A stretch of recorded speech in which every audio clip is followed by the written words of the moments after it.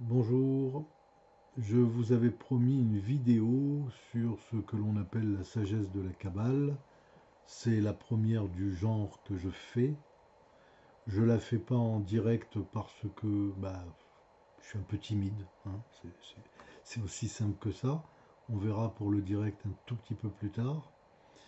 Mais c'est aussi parce que il est minuit passé. J'aime bien travailler à Hatzot Laila, la moitié de la nuit. Voilà. Parce que les neurones marchent mieux chez moi. Et puis dans la mystique hébraïque, on dit que quand on parle de ce genre de sujet, il vaut mieux travailler la nuit, et particulièrement après minuit. Voilà. Alors, de quoi s'agit-il? Il s'agit tout simplement d'un corpus de la Kabbalah qui s'appelle la sagesse de la Kabbale et qui a été essentiellement énoncé par le Rav Yehuda Ashlag au début du XXe siècle. Au-delà, deux grands courants sont nés et qui aujourd'hui représentent l'essentialité de ce qui a été dit et de ce qui est encore dit sur le sujet. Quelques courants divergents peut-être, existent, mais ils ne sont pas nombreux et pas importants. Bien entendu, par souci de respect, je ne nommerai pas ces courants. Pour ma part, je m'échappe un peu des courants authentiques. Pour une raison simple, c'est plusieurs raisons simples, il n'y en a pas qu'une. C'est que, premièrement, je n'aime pas copier, et deuxièmement, quand bien même il s'agit de classiques sur la mystique hébraïque, interprétés par le crible de certains raves, j'aime bien y mettre mon grain de sel. Voilà. Ce petit liminaire étant dit, de quoi va-t-on parler? De Kabbale. La sagesse de la Kabbale, c'est la partie sage de la Kabbale. Ça veut dire quoi la partie sage de la Kabbale? Alors pour comprendre ce que ça veut dire, il faut comprendre que je ne vais essentiellement parler dans ces petites conférences, d'abord dans un langage ultra simple, pour que tout le monde puisse appréhender ce que je dis, et surtout pas les initiés. Ils ne pourront pas me contrefaire ou me contredire, parce que je ne déborderai pas. Mais je voudrais que la personne qui n'y entend rien comprenne. Pour une simple raison, c'est que c'est plus sage. La vraie sagesse, c'est de se mettre à la portée de tout le monde. Mais pas de se mettre seulement, de mettre la connaissance à la portée de tout le monde. On est à l'ère messianique, on est rentré dans la véritable ère messianique Ben David, c'est-à-dire que dans 85 années environ, on rentrera dans l'avènement de la Géoula. La Géoula, en hébreu, c'est tout simplement la délivrance finale. Donc on rentrera dans une ère où tous les paradigmes sauteront, les pouvoirs ne seront plus en place et institués comme ils le sont aujourd'hui, et la véritable sagesse adviendra. Mais ça, c'est une autre histoire. On en parlera, si vous voulez, un autre jour. En fait, et ce qu'il faut comprendre, c'est qu'un être humain, c'est une espèce de réplique divine sur Terre. Bien sûr qu'un être humain est vivant. Bien sûr qu'un être humain, sur le plan stricto sensu de la biologie, obéit à des règles et à des lois. Mais ces règles et ces lois l'entendent et le font échapper au règne animal. Vous savez que dans la subdivision classique, on parle du règne minéral, ensuite le règne animal, végétal, pardon, ensuite le règne animal, Et ensuite le règne humain. Qu'est-ce qui différencie un animal d'un être humain? Certainement beaucoup de choses, mais aussi très peu de choses. Corporellement parlant, un mammifère supérieur ressemble à un être humain. Et le cerveau d'un animal à psychisme supérieur ressemble à un être humain. Quand vous prenez par exemple des études de psychophysiologie faites sur les dauphins, faites sur les éléphants et quelques autres animaux à psychisme supérieur, vous vous rendez compte que ce sont des êtres doués d'abord d'une intelligence, mais également d'une conscience. Et c'est ça qui est intéressant. L'homme aurait une conscience, mais est-il un animal? À l'évidence, non. Il en échappe. Pourquoi il en échappe?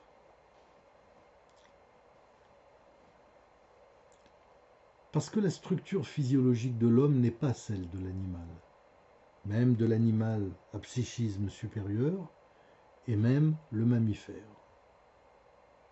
L'être humain est totalement différent. Il existe un signe particulier qui dénote de cette différence et dont jamais personne ne parle. C'est le nombril. Les mammifères naissent dans une poche placentaire, mais ils n'ont pas de nombril. Ils ont un ombilic, oui. Un cordon ombilical, oui. Mais le cordon ombilical se casse et se détache tout seul. Il n'y a pas besoin de suture. Il n'y a pas besoin d'intervention d'un parent, ni même d'un corollaire. En revanche, l'être humain, oui. Bien sûr qu'une maman peut accoucher toute seule, mais elle est obligée d'être consciente du fait que si elle n'enlève pas dans le cordon ombilical, si elle ne fait pas une coupure et une suture, le cordon ombilical ne va pas sécher tout seul. Dans un cordon ombilical, il y a 3 vaisseaux. Un qui va sous l'estomac, un qui va à l'anse vicéline et un qui va, je crois, enfin je m'en rappelle plus. Bon, peu importe, il y a 3 vaisseaux. Ces 3 vaisseaux correspondent aux 3 degrés de suppression des degrés de liberté, c'est-à-dire qui correspondent à un arbre de vie. Voilà. Cet arbre de vie, c'est la transmission de la connaissance dans tous les domaines, de la maman au bébé. Et s'il n'y a pas une rupture volontaire, humaine, et une suture de ce cordon ombilical, c'est la septicémie. Vous n'imaginez pas ce que la septicémie peut faire comme dégâts dans le corps. Bien entendu, c'est la mort assurée du bébé. Mais le problème, c'est que ça peut être aussi la mort assurée de la maman par la suite.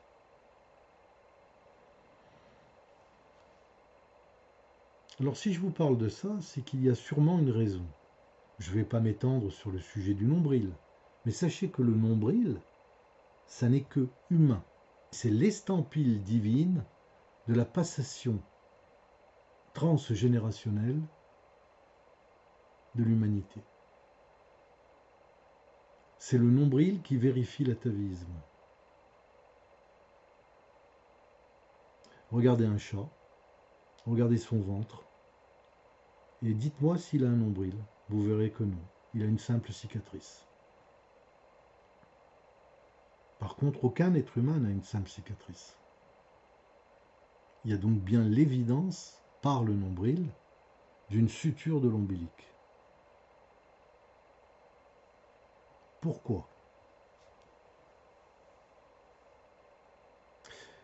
Eh bien, tout simplement pour confirmer la dépendance kabbalistique de l'humanité. Que veut dire Kabbale? Ça veut dire transmission, ça veut dire réception. On reçoit quoi? Le message divin. On transmet quoi? Le message divin. En ce moment, vous êtes en train de m'écouter, notamment, vous faites aussi autre chose, et vous recevez un message. Vous le recevez comment? Qu'est-ce que vous recevez en vérité? Vous recevez des informations. Vous traitez des informations. L'information est à la base de tout, y compris l'intelligence. Ne perdez pas de vue qu'on est à l'ère de l'intelligence artificielle. Mais jusqu'à preuve du contraire, aucun ordinateur ne pourra supplanter le cerveau humain. Et si un jour cela devait arriver, ce n'est pas demain la veille. Je sais que ce que je suis en train de dire va faire jaser dans les chaumières et va donner libre cours à tout le monde pour m'écrire et m'envoyer des invectives. C'est pas grave. Ce qui compte, c'est que l'expression que je vous donne, pour certains, vous la ressentirez. C'est ça qui m'importe.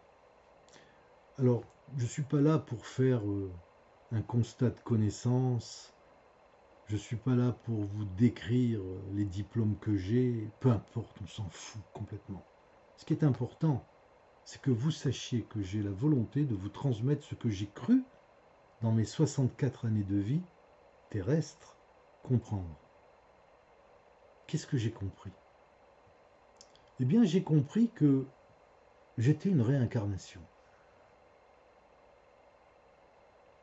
Savoir la réincarnation de qui m'importe peu.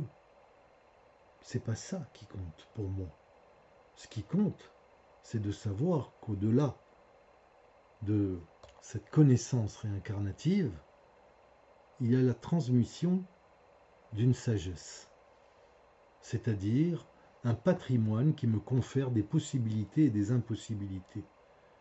D'aucuns appelleront ça un karma. Très bien. On définira plus tard ce que veut dire karma, à la manière Marc Cohen.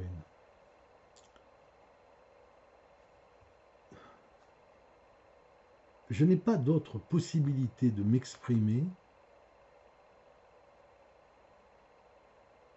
que de vous dire qu'en fait, je ne suis qu'une boîte à 5 trous, les 5 sens.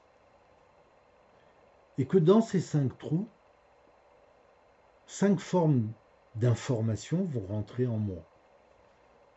Ils vont être triturés par l'émotionnel, c'est-à-dire par le cœur, et par l'esprit, par l'interface du cerveau. Et ces informations en question, probablement totalement compatibles les unes avec les autres, ne sont en fait que des lumières. En ce moment, vous me voyez pourquoi?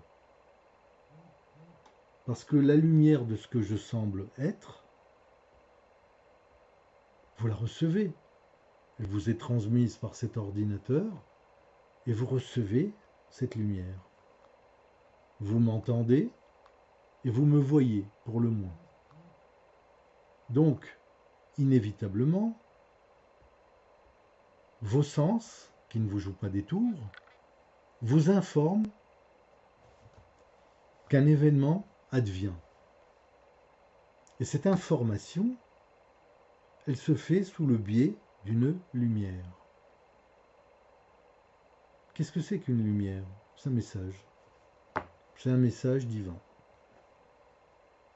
C'est un message divin, mais qui ne vient pas par le truchement de votre illumination ou de votre imaginaire. Pas du tout. Il vient par le biais de vos sens. Et vous avez 5 méthodes, le nombre 5 n'étant pas au hasard, on le définira plus tard, pour appréhender cette réalité. En ce moment, vous m'entendez, c'est une réalité, vous rêvez pas.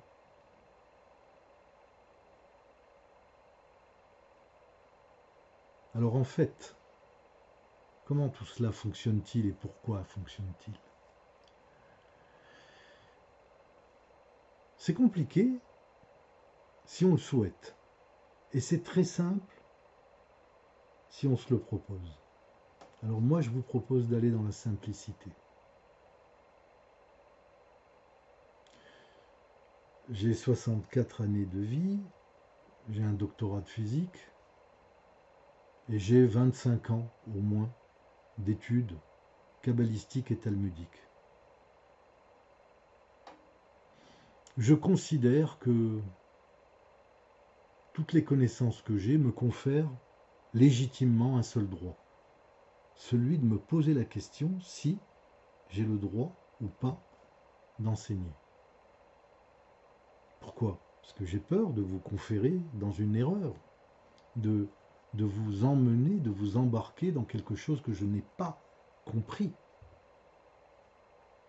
Vous me verrez toujours dire que je crois avoir compris, pas que j'ai compris. Ça, c'est la sagesse. Alors, pourquoi la sagesse de la Kabbale?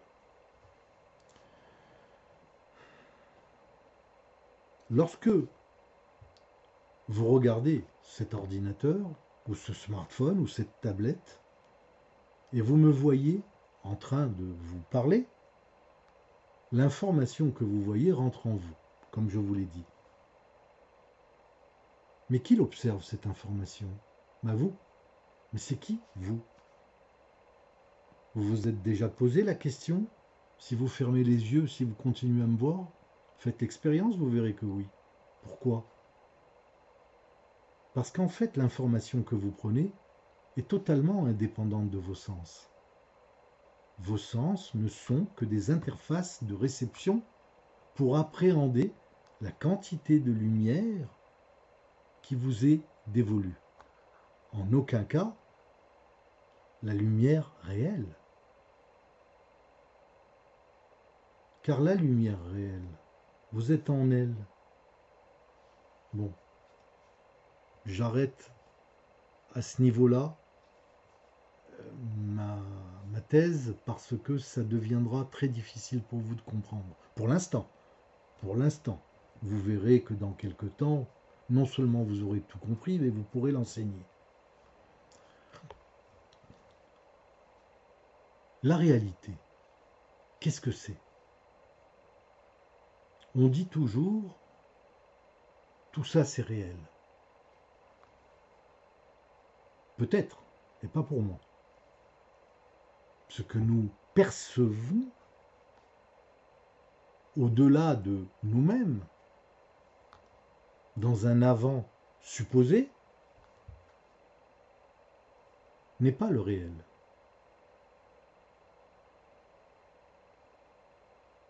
Il y a une distorsion du réel assujettie au pouvoir, premièrement, de votre perception et deuxièmement, des sens qui vous permettent de percevoir ce pseudo-réel. Alors si j'estime que c'est un pseudo-réel, qu'est-ce que c'est? C'est un virtuel. Ça vient de virtus en latin qui veut dire en puissance. Donc ce que vous avez devant vous pourrait être réel si vous étiez parfait. Mais comme vous ne l'êtes pas, et que vous avez sûrement quelque chose à corriger, alors on vous donne le droit de recevoir ce qui vous est dévolu pour comprendre la leçon. Bien entendu que si vous comprenez la leçon, on passe au stade supérieur. Tant que vous ne l'avez pas compris, ça reste à ce stade-là.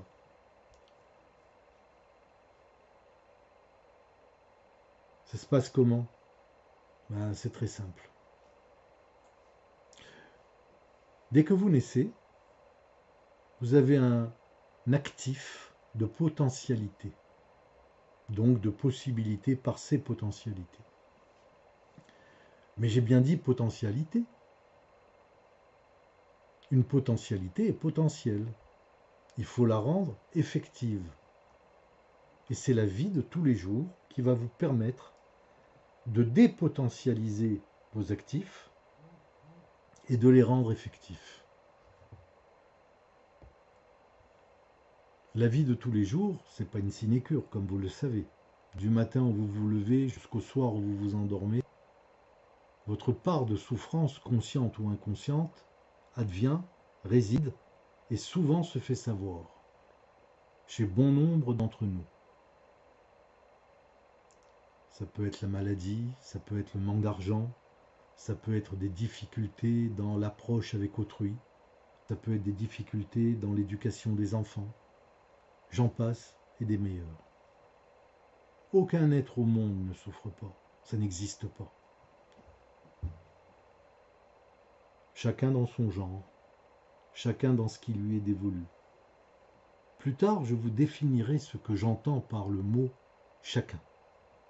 Il n'est pas du tout ce que l'on croit.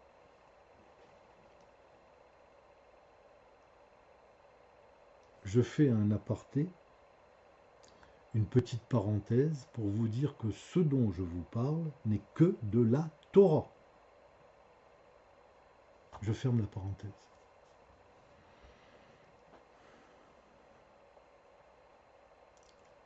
La science kabbalistique nous apprend beaucoup de choses. Bien entendu, il n'est pas question pour moi de vous donner un discours religieux, mais un discours relié, ça oui. Alors si je ne vous donne pas un discours religieux, et je prétends vous parler de Torah, qu'est-ce que je fais? Quel genre de discours je vous tiens?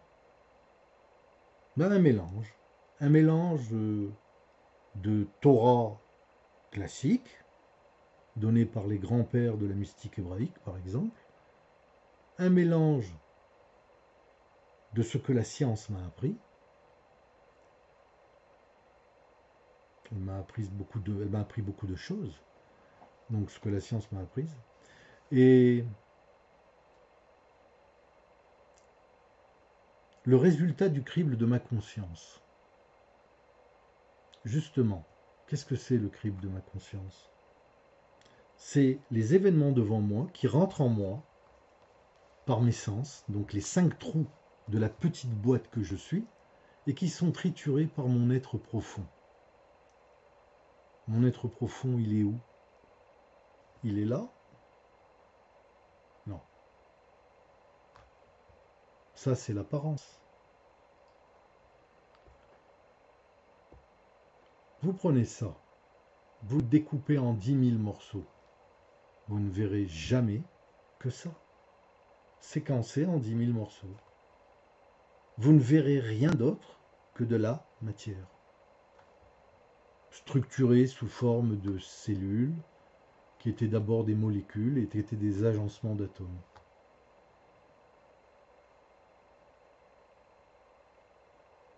Alors comment la conscience, elle advient dans ça? Quelle est la signification de ce qu'on appelle communément l'âme? Et comment cette âme peut-elle donner un esprit à ce corps? La véritable Kabbale, c'est-à-dire la réception de ces informations, c'est elle, si vous la comprenez, qui vous permettra de générer en vous les solutions à tous les problèmes. Il faut que vous sachiez que tout ce qui vous arrive, quoi que ce soit, est normal. C'est-à-dire obéit à un cahier des charges dans l'univers. Il n'est pas un événement de votre vie qui advient au hasard, comme on dit. On ne peut pas dire que le hasard n'existe pas. Il existe. Mais il ne faut pas le confondre avec les phénomènes aléatoires. Ce n'est pas la même chose. Les phénomènes aléatoires n'existent pas, mais le hasard existe. On en parlera une autre fois.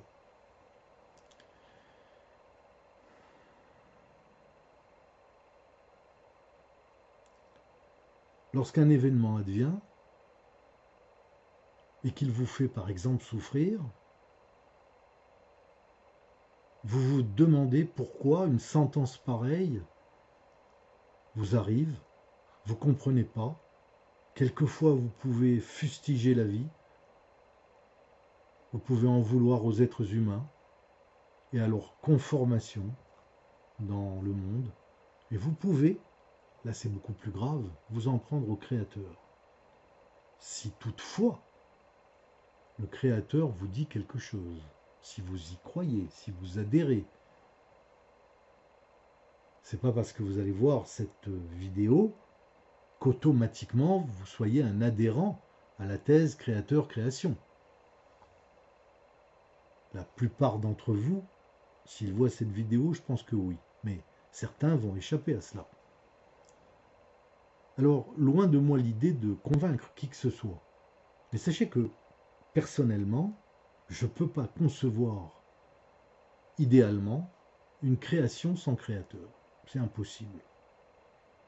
Et je suis dans le fait conforté par la mystique hébraïque, qui n'est qu'une émanation de la Torah. Alors, qu'est-ce que c'est la Torah?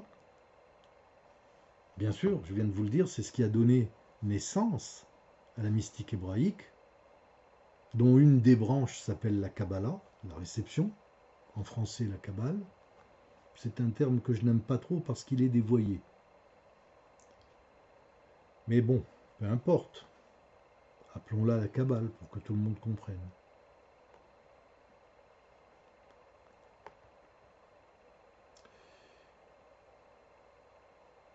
Et dans la Torah, il est tout à fait dit qu'il y a un créateur.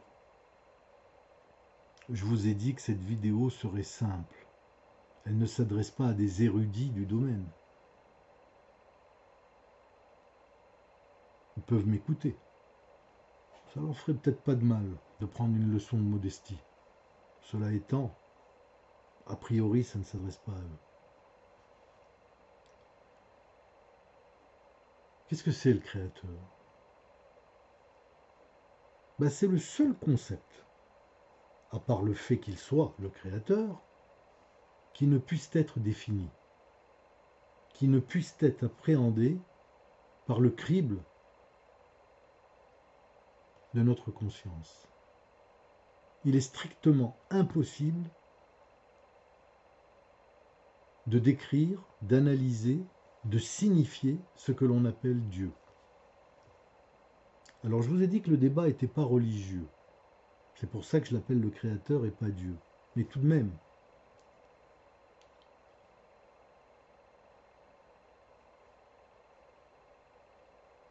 le but n'est pas ici de faire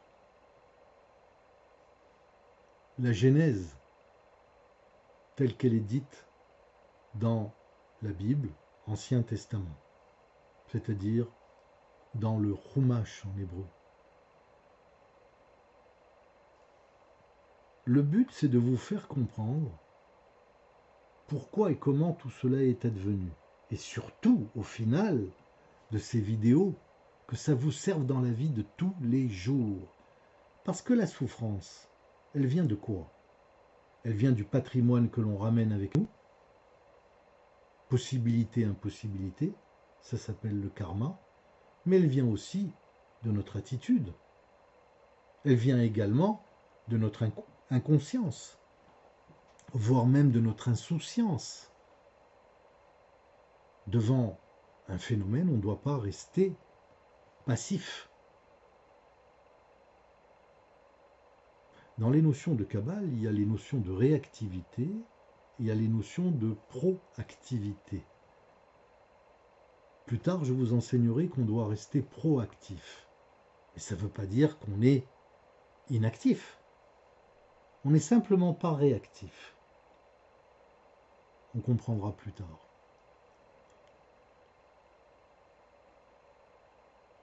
L'univers ne se résume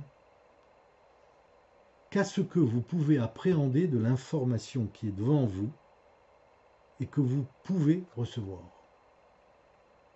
Par exemple, je suis dans cette pièce et vous, vous êtes dans la vôtre.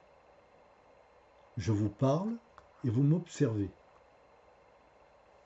Eh bien, cette pièce, ça représente la limite de mes sens. En toute objectivité, je n'ai aucune preuve tangible, démontrée, qu'au-delà de ces murs, il y ait quelque chose. Vous voyez le mur derrière moi? Chez moi, c'est une salle de bain. Vous le savez parce que je viens de vous le dire. Mais vous n'auriez jamais pu le savoir si je ne vous l'avais pas dit. Et moi, je le sais parce que je suis déjà allé dans ma salle de bain. Mais si j'étais venu ici pour la première fois, je ne le saurais pas et je n'aurais jamais pu supposer que derrière, il y a une salle de bain. Pourquoi? Parce que c'est la limite de mes sens. Les sens représentent une limite. Et heureusement. Parce que s'il n'y avait pas cette limite, je serais disloqué par la lumière environnante qui serait rentrée en moi. Elle serait rentrée différemment qu'avec les sens, mais elle serait rentrée en moi et m'aurait flingué directement, parce que je ne la mérite pas. Donc le Créateur, dans sa création, m'a créé avec des sens. Ça représente quoi un sens? Un écran. Un écran. Un voile.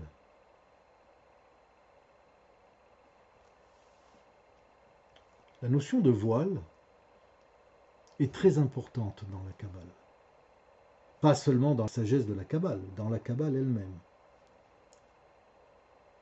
La notion de voile signifie que l'on est dans un endroit où on n'a pas le droit d'aller derrière le voile, sauf si on a travaillé, sauf si on l'a mérité. Le voile, c'est l'écran qui nous permet de recevoir la lumière, sans être distorsionné, voire même disloqué. L'écran est une nécessité. Pourquoi? Parce que nous sommes un réceptacle. Dans un réceptacle, on peut mettre un contenu, puisqu'il représente, le réceptacle, il représente un contenant. La Kabbale, c'est la science des contenus et des contenants. Si le contenu n'est pas approprié au contenant, le contenant se disloque. Je vais vous donner une petite démonstration. Je vais vous en donner deux. Vous prenez un verre. Voici un verre d'eau. Dans ce verre, qui est en verre, il y a de l'eau. L'eau peut être contenue dans ce contenant qu'on appelle le verre. Mais imaginez maintenant que je mette du café très chaud. Est-ce qu'il pourra être contenu? Ben oui, il pourra être contenu dans ce verre. Mais si à la place du verre, dans exactement la même forme, je prenais une timbale en plastique, elle fondrait. Donc le café très chaud ne peut être contenu que dans ce genre de verre ou une tasse en porcelaine, mais certainement pas dans un verre en plastique très fin. Alors après, on pourra me dire, mais ça dépend de la chaleur, etc. Bon, je ne rentre pas dans les détails, c'était juste pour vous signifier une allégorie. On appelle ça une métaphore. Une deuxième métaphore, vous regardez devant vous, tout va bien, mais si vous mettez vos yeux sur le soleil, tout va mal. Vous vous brûlez les yeux. Pour ne pas vous brûler les yeux, vous êtes obligé de mettre un écran. Par exemple, un film noir, un film de photographie, une surface extrêmement foncée. Et là, vous verrez la forme du soleil et une partie de la lumière qui ne vous disloquera pas. Dans le cas contraire, vous perdez les yeux. La lune, elle est éclairée par le soleil. Elle ne fournit pas, contrairement au soleil, sa propre lumière. Elle fournit la lumière du soleil. Elle est donc un écran pour nos yeux. Vous regardez la lune, vous regardez la lumière du soleil. Bien sûr que vous voyez la forme de la lune, mais par la lumière du soleil. Donc vous voulez voir le soleil, vous regardez la lune, et vous aurez une image du soleil ayant pris la forme de la lune. C'est aussi simple que ça. Ça veut dire qu'il y a des événements dans la vie qu'il vaut mieux ne pas voir. Parce que si vous les voyez, la lumière intrinsèque qui va sortir de cet événement va vous disloquer.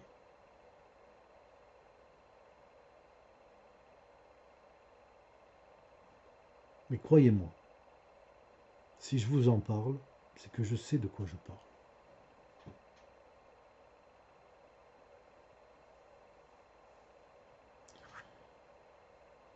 On est tous, dans la forme, ressemblants.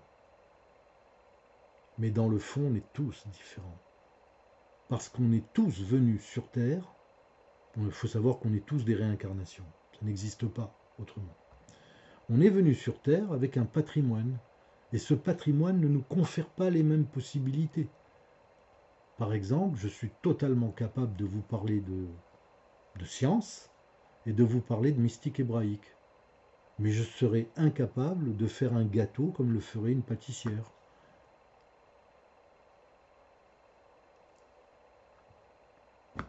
Parce que j'ai des limites. Et que mes limites ne m'autorisent pas à faire n'importe quoi. Par contre, si une pâtissière m'apprend à faire un gâteau, je vais recevoir la leçon. Je suis un contenant capable de recevoir cette leçon. Et à partir de là, je pourrai, le cas échéant, bien entendu, faire un gâteau. J'aurai reçu. Je serai donc dans un état kabbalistique. Alors bien entendu, quel est le rapport entre recevoir la leçon pour faire un gâteau et ce que ordinairement en Kabbale on appelle la connaissance? Ben, le principe est exactement le même. Exactement le même. Il n'y a pas de différence.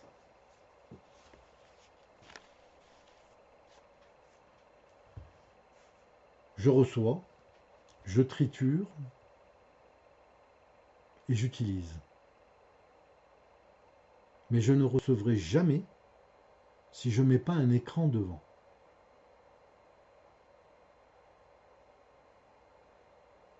Pourquoi? Parce que le but suprême de la vie, c'est de se faire plaisir. Il y a plusieurs degrés dans le plaisir. Le but d'un être humain, c'est d'être dans le plaisir. Ne voyez aucune notion malsaine, il n'y en a pas.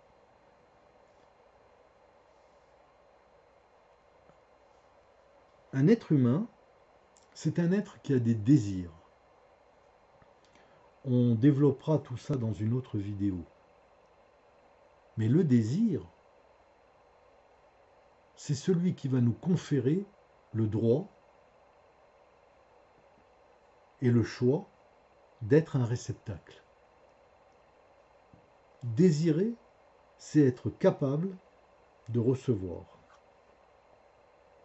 Mais comme je vous l'ai dit tout à l'heure, si je reçois une information qui n'est pas, donc une lumière, qui n'est pas adaptée au contenant que je suis, je vais me détraquer.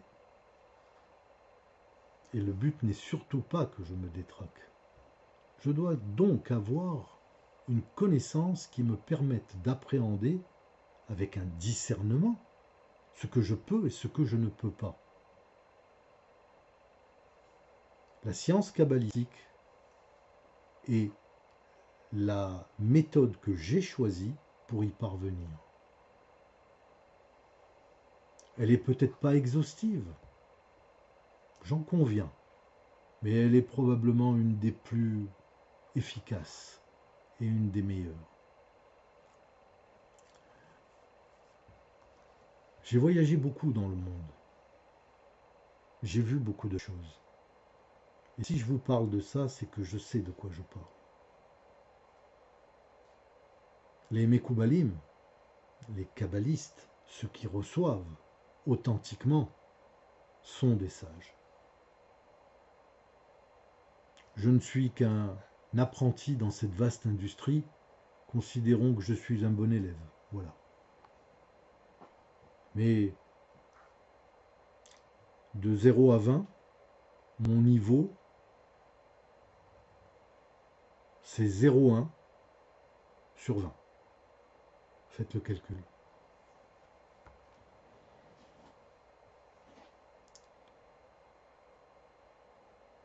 Alors la première des prudences quand on rentre en Kabbale, c'est d'être modeste. C'est d'avoir l'humilité de dire je peux ou je peux pas. Si je peux pas, je peux pas. Si je peux, j'avance, doucement. Pourquoi je dis doucement? Parce que vous aurez toujours tendance à aller plus vite, parce que vous êtes un désir. L'être humain, c'est l'expression d'un désir. Faire rentrer quelque chose en lui, en tant que contenant. Mais s'il n'adapte pas le contenu, cette lumière qui va rentrer en lui, elle va le brûler. Elle va le disloquer, elle va le détruire.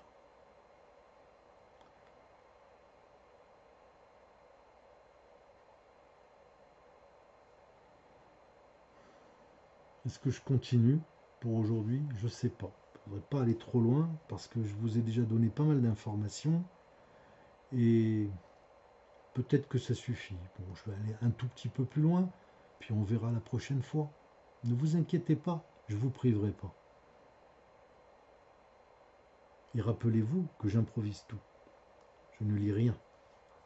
Donc, c'est vraiment au fil des intuitions que je reçois. Des intuitions que je reçois. Tiens, qu'est-ce que je viens de dire? Je viens de dire que je reçois. Donc, je viens de dire qu'un contenu rentre dans un contenant.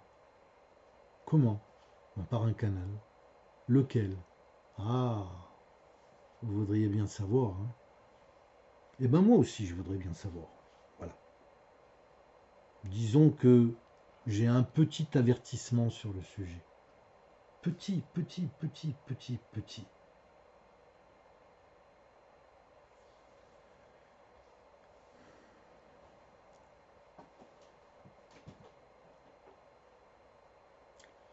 Le cerveau humain, constitué de 2 hémisphères, on en écrit beaucoup dessus. Tout à l'heure, je vous ai dit qu'aucun ordinateur ne remplacera un cerveau humain. Est-ce que vous vous rendez compte que l'on a 14 milliards de neurones par centimètre cube? Qu'un cerveau, ça pèse 2 kilos environ. 2 kilos, 2 kilos et demi, selon le cas. Cerveau humain. Et que chaque neurone, c'est un noyau avec des tentacules. Des tentacules féminines, des tentacules masculines. Et au bout de ces tentacules, il y a des mains. Les tentacules féminines et masculines, ça s'appelle les dendrites et les axones. Mais on s'en fout. Ce qu'il faut retenir, c'est les mains. Ça s'appelle les synapses. Quand un synapse, c'est masculin, pardon, rencontre un autre synapse, il y a une liaison. Et cette liaison, par des neurotransmetteurs, va transmettre l'information que vous avez reçue à un autre neurone dont la charge est différente. Et des connexions se font par des interactions neuronales différentes chez les êtres humains et évolutives. Le cerveau évolue. Les connexions neuronales ne sont pas systématiquement les mêmes. Au même titre qu'un neurone se perd, un autre se crée. Pendant des siècles, on a cru que le neurone était la seule cellule vivante à ne pas se reproduire. C'est faux. On en a la preuve. Il y a donc de cellule neuronale à cellule neuronale des informations par des échanges électro-chimico-biomagnétiques. Annioncation en chimie. On va donc faire rentrer des informations électriques produites par le cerveau lui-même et qui va jouer le rôle d'un immense amplificateur. Quand on regarde l'intelligence artificielle, qui est aujourd'hui très élaborée, Elle imite le cerveau. Elle essaye. Pas le réplique. Hein. Pour l'instant, pas le réplique. Mais elle essaye. Mais elle est froide.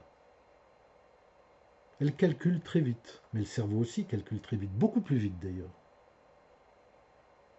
Simplement, les connexions neuronales ne se sont pas faites pour des raisons données qui sont des raisons comportementales. Le comportement joue énormément dans la réception, dans l'aptitude et le pouvoir de la réception. Mais le comportement va générer des potentialités qui se transmettent réincarnativement. En d'autres termes, ce que l'on a cru être une génétique totalement, mais totalement figée, qu'on appelle le génome humain, n'est pas du tout figé. Il y a une nouvelle science qui est apparue dernièrement qu'on appelle l'épigénétique et qui en parle. Mais moi, je ne vais pas vous faire de la science là, je veux vous faire de la kabbale. Je veux juste vous montrer que le corps humain est un réceptacle, le plus beau probablement de tous les réceptacles,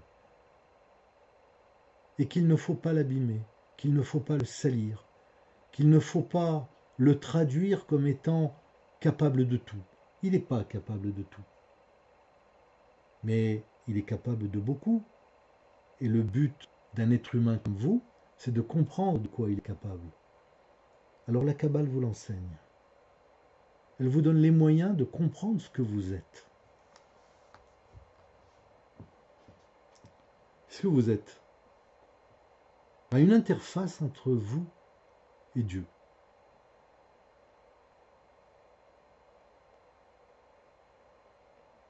Imaginez que le Créateur, vous ne puissiez l'envisager. Parce qu'il est dans un royaume qu'on appelle le royaume du néant.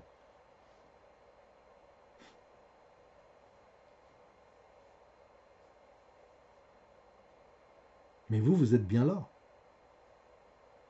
Vous êtes dans un monde que d'aucuns disent il est matériel. Je prends ce smartphone, je le touche, j'ai la sensation qu'il est là, qu'il existe. Je peux le peser, le mesurer, le quantifier, l'appréhender par sa forme, par son poids, par ses possibilités. On est donc dans un monde très objectif. On échappe à la subjectivité. Il y a une concrétude. Ce smartphone est concret. Pourtant, il n'est qu'une lumière virtuelle. Mais cette lumière, c'est l'image de Dieu qui a pris une forme. Laquelle de forme? Celle qui vous est nécessaire pour évoluer. Évoluer vers où? Vers le retour à un endroit où vous étiez beaucoup moins engoncé dans l'erreur. En hébreu, on appelle ça la teshuva. Mais il est impossible de faire ce retour si on n'a pas corrigé nos erreurs. Alors la souffrance, objet de la vie de tous les jours, c'est l'outil que le Créateur nous a donné pour évoluer. Oh, je vais faire jaser dans les chaumières, je sais. J'ai jamais prétendu que ma thèse est exhaustive. Alors passez-moi les commentaires inutiles et écoutez-moi. Je sais de quoi je parle.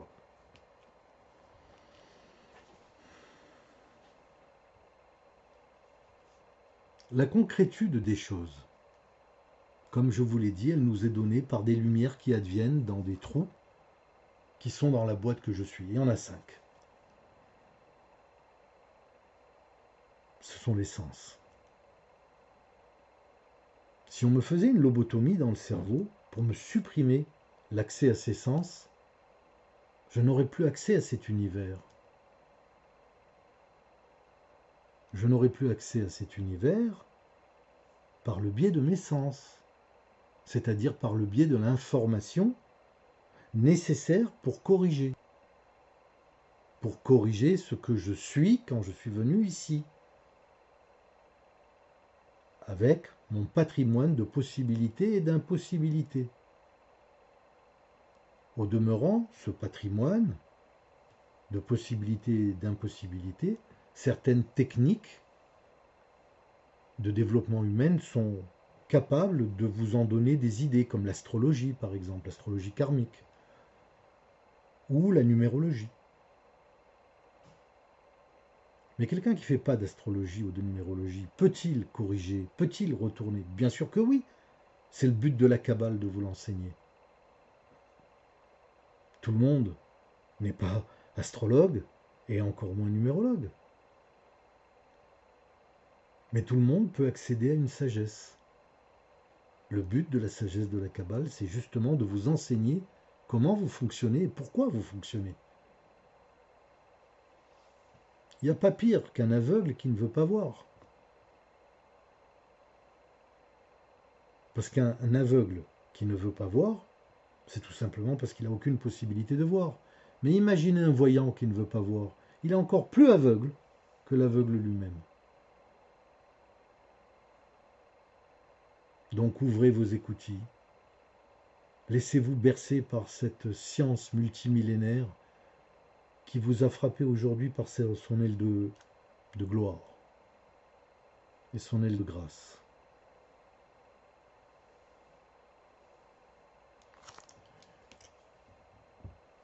Longtemps, on vous a dit que c'est une science inaccessible, on vous a dit que c'est très compliqué, Bien sûr qu'il y a des gens qui entretiennent l'idée, hein, c'est évident. Mais moi, je vous dis que c'est très simple. Devant vous, vous avez des choses qui ont une forme. Par exemple, je vous ai montré un verre. Ce verre a une forme. C'est la forme d'un contenant pour recevoir un liquide. Et la forme du verre, qui n'est pas celle de la bouteille, qui reçoit aussi un liquide, me permet de boire.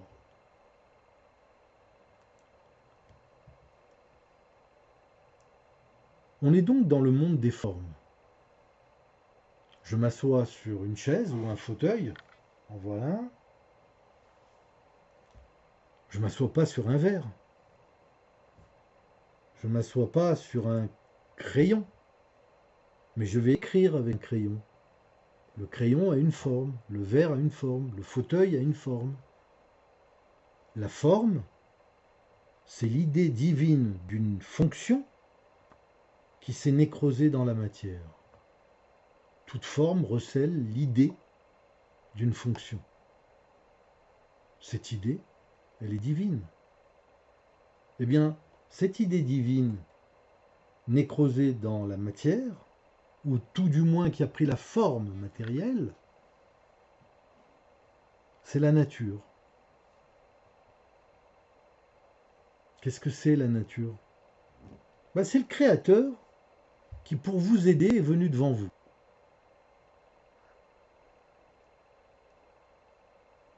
Quand on fait de la Kabbalah avancée, on apprend que Dieu, dans la création, c'est la nature. Pour satisfaire certaines personnes, je vais dire Elohim. La nature, c'est Ateva, et Dieu dans la création, c'est Elohim. Même valeur numérique, même fonction. Donc, oubliez la numérologie, oubliez les techniques numérologiques pour lesquelles vous voulez accéder, pour lesquelles certains d'entre vous accèdent. Mais ce n'est pas mon but aujourd'hui. Juste vous dire que la nature, c'est Dieu dans la création. Donc quand vous voyez des formes, vous voyez l'idée de Dieu pour une raison donnée.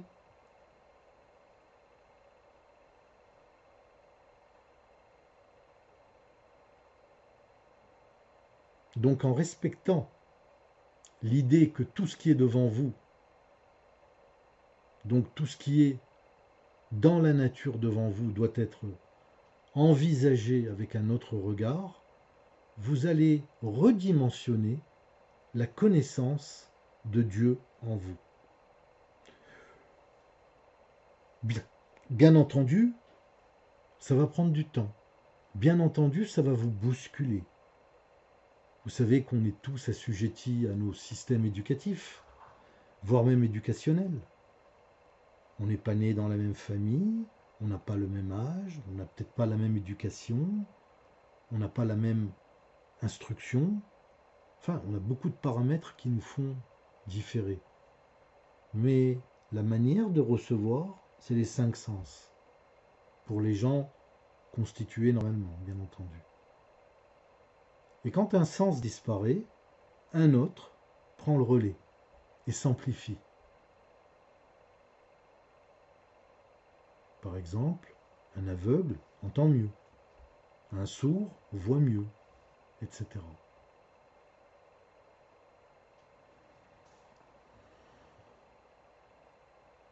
Les sens sont appréhendés et démontrés dans l'être humain comme des notions extrêmement intelligentes. On en parlera dans une autre vidéo. Et vous verrez que la forme d'un être humain est prodigieuse, parce qu'elle est prodigieusement divine.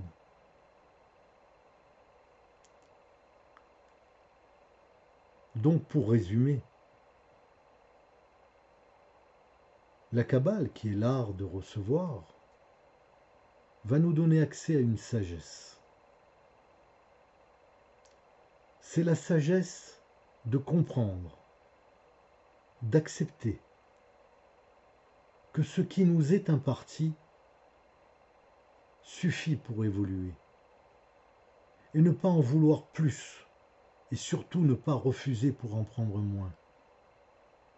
Le discernement, c'est l'aptitude à comprendre la quantité de lumière, donc d'informations, que nous pouvons ingérer pour mieux la digérer. De la gestion à la digestion, il y a l'évolution. Un être qui a évolué de cette manière est déjà un kabbaliste. Merci de m'avoir écouté pour cette première vidéo. On en est à 54 minutes et 55 minutes pratiquement. Je suis un peu fatigué. Comme je vous l'ai dit, j'ai commencé à Hatzot Laila au début de la nuit, au milieu de la nuit. Et je vais aller dormir. En allant dormir, je vais replonger au fond de moi-même. Je vais prendre ma conscience et je vais l'emmener sur le chemin de son origine, pour la régénérer, tout simplement. Mais c'est une autre histoire dont je vous reparlerai un jour. À bientôt, passez une bonne soirée, une bonne journée demain.